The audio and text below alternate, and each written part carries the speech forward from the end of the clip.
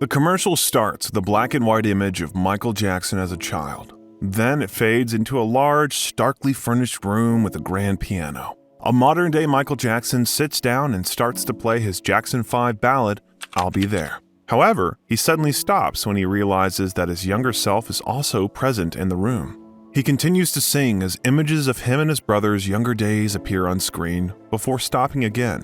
Then Kid Michael Jackson picks up where modern Michael left off, and the two begin singing together, performing a powerful rendition of the sentimental track before his younger self disappears, leaving the adult Michael Jackson all by himself. Much more understated, it wasn't at all characteristic of what you would have expected at the time from a big-budget Michael Jackson Pepsi commercial, conjuring up feelings of nostalgia and portraying a more reflective side of the King of Pop. However, what was meant to encourage a warm and fuzzy feeling ultimately caused a huge amount of controversy for the artist, as viewers were starkly reminded of the unfathomable transformation Michael Jackson had gone through since his days of child stardom, most noticeably his skin tone. That in recent years had faded from a rich cocoa brown to an alabaster white. The most famous and powerful black entertainer in the world had gone through some kind of race conversion, and surprisingly up until this point, absolutely no word of an explanation had been given of any kind. Therefore, tabloids were rife with their speculations as to why and how this had occurred from fragments of information they clawed after. So, when word got out in January 1993 that the actor chosen to play Michael as a child in the Pepsi commercial was in fact white, speculations grew as to why a black man would allow a white child to play his younger self. The story reported was that after several months of auditions, the producers, with Jackson's approval, selected a young black boy to play him as a child. Quote, Michael then changed his mind. He decided he wanted to cast a white boy who'd tried out. The New York Post wrote. The white child was then fitted with an afro wig, and his skin was darkened slightly with Jackson's face as a child superimposed onto his body in post-production, which would have been a pretty innovative special effect for a commercial at the time. PepsiCo spokeswoman Tara Carrero responded that they were, quote, using a variety of techniques that would most accurately portray the best of Michael from yesterday to today, neither confirming nor denying whether the child actor in the commercials was in fact white. Tabloid speculation grew as to why Michael would last minute cast a white child to play himself, with some outlets saying that the black actor was scrapped, at least in part because the footage would have made Jackson's plastic surgery and alleged skin bleaching way too obvious. Other vicious rumors circulated that Michael had long been ashamed of being black and was actively rejecting his race by distancing himself from family and through his physical transformation. Having a white actor play him as a child was another way of separating himself from his former image and, in his own way, rewrite history to his own liking. As if Michael Jackson isn't confused enough about who he really is, this can only make things worse. In his latest advert, he sings a duet with himself, as he was aged 11. I reach out my hand to you. I have faith in all you do. Young Michael makes a brief appearance at the door. That seems to cheer old Michael up. So for no clear purpose other than to justify his £10 million fee, he drinks some Pepsi and finishes his song, the 1970 hit I'll Be There. Innocent enough, except for who plays young Michael walking into shot there on the left of the screen. In the ad, old footage of the real Michael's face is superimposed onto that of the actor.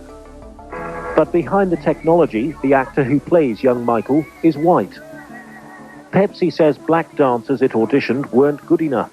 Only this one can move like the real thing. Jackson has been criticized in some quarters for plastic surgery to make him look less black and more white. That's why the choice of a white actor in his latest advert is a matter of particular sensitivity. Ladies and gentlemen, Michael Jackson.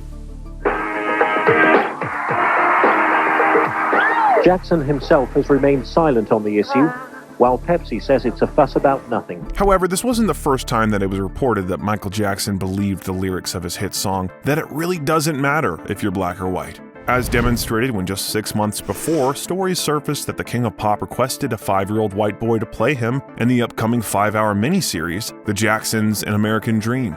Quote, the casting director got excited and found out it was a white kid. reported Entertainment Weekly writer David Brown, going on to explain, quote, "People on the set were either amused or sort of horrified." However, the family reportedly intervened, and the black actor Alex Barral was chosen to play a young Michael in the ABC series, with two other black actors portraying Jackson at older ages. Quote, "He really must hate himself," said Detroit psychotherapist Margaret Bennett. Quote, "He tries to look as white as he possibly can, and that says he thinks there's something wrong with being black. It also reflects a poor relationship with his parents." She said, quote, "I've never seen anyone in 25 years who would choose a white boy to represent himself in a picture about himself in a black family." Lynn Lewis, director of the sociology department at the University of Detroit, publicly diagnosed Michael Jackson with a type of ethnic denial that had become outdated since the 1960s. Quote, "During the 30s, 40s, and 50s, African Americans would bleach their skin and attempt to set themselves more in line with the European concept of beauty." She said, quote, "But this is 1992. What all African Americans need to understand is it doesn't matter if you have a lip implant or eye surgery or nose surgery or change the coloration of your skin." Lewis said, quote, "The bottom line is you are still African American and you will be treated as such." With wild accusations spreading throughout the press, who had at this point spewed so many skin bleaching rumors the public just took it as fact, Michael Jackson knew he needed to do something drastic. Hence, it's no coincidence that the following month, Jackson agreed to a landmark live interview with Oprah Winfrey. In this TV special, the pop icon wanted to clear his name and stop in its tracks the rampant speculation without the possibility of his words getting misinterpreted, during which Winfrey addressed the rumors head-on that he had wanted a white child to play him in a Pepsi commercial, and Jackson made it clear what he thought of the idea. Quote, "That is so stupid. That's the most ridiculous, horrifying story I've ever heard. It's crazy," he proclaimed, adding, quote, "I'm a black American. I'm a black American. I'm proud to be a black American. I'm proud of my race. I'm proud of who I am." Why? Number one, it's my face as a child in the commercial. Me when I was little. Why would I want a white child to play me? I'm a black American. I'm proud to be a black American. I am proud of my race. I am proud of who I am. I have a lot of pride in who I am and dignity. That's like you wanting an Oriental person to play you as a child. Does that make sense? No. After his undeniable proclamation, Oprah then progressed to ask about his changing skin tone, and Michael Jackson, for the first time, revealed that he suffered from a devastating skin pigment depleting condition, vitiligo, in hope that it would silence the speculators and bleaching accusers once and for all. It has caused a great deal of speculation and controversy as to what you have done or are doing. Are you bleaching your skin? And is your skin lighter because you don't like being black? Okay, number one, there, as I know of, there is no such thing as skin bleaching. I have never seen it. I don't know what it is. Well, they used to have those products growing up. I used to hear, always use bleach and glow, but you'd have to have about 300,000 gallons. Okay, number one, this is the situation. I have a skin disorder that destroys the pigmentation of the skin. It's something that I cannot help.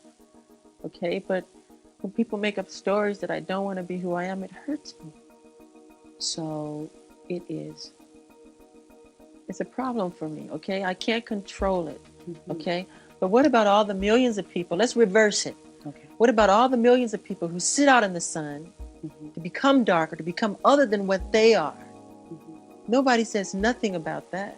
Of course, we know that wasn't the case, and many still speculate Michael Jackson's skin disorder and relationship to his race, even to this day. When it comes to the Pepsi commercial, was a white child actor used? In recent years, a number of photographs have leaked from the set. Most of the shots show Jackson posing with actor Alex Dorsey, who's dressed in the outfit from the commercial. Jackson's also seen posing with Dorsey's father and brother. However, another shot shows Jackson with what appears to be a different child dressed in the same outfit.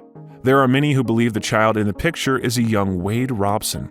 The same Wade Robson, who many years later accused Jackson of crimes against children in the controversial 2019 two-part documentary, Leaving Neverland. But by 1992, however, Wade Robson had already received a considerable amount of acclaim for his dance ability and extraordinary Michael Jackson impressions. So much so, he won a dance competition in his native of Australia in 1988 and got to meet the man himself as a result.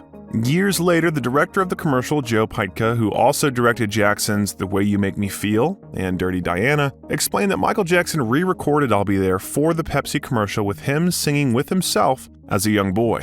Quote, "We were searching for a boy that could mimic him and we were having trouble. Michael suggested a boy from Australia, Wade Robson. Wade was white, but that didn't matter since we were going to superimpose Michael's head onto Wade anyway, and the rest was to be a silhouette. The movements were the only thing important." Pike going on to say, quote, "Digital work was still in its infancy, so we were restricted in what we were able to do. We shot the spot, and it was compelling despite the compromises we had to make. The press was another matter. I got a call asking why we used a white boy. I answered that he was the best for the job, but it didn't matter as we were using old Michael footage to adjust for that. Of course, the press didn't care about any truths, and they did a hatchet job on Michael." Quote, "Years later, Wade Robson is choreographing Britney for a Pepsi commercial I'm doing. We reminisce about Michael's greatness and influences and what a wonderful coincidence this is to see each other after all these years." Quote, "Well, don't you know that Wade sued Jackson's estate after Michael had passed away?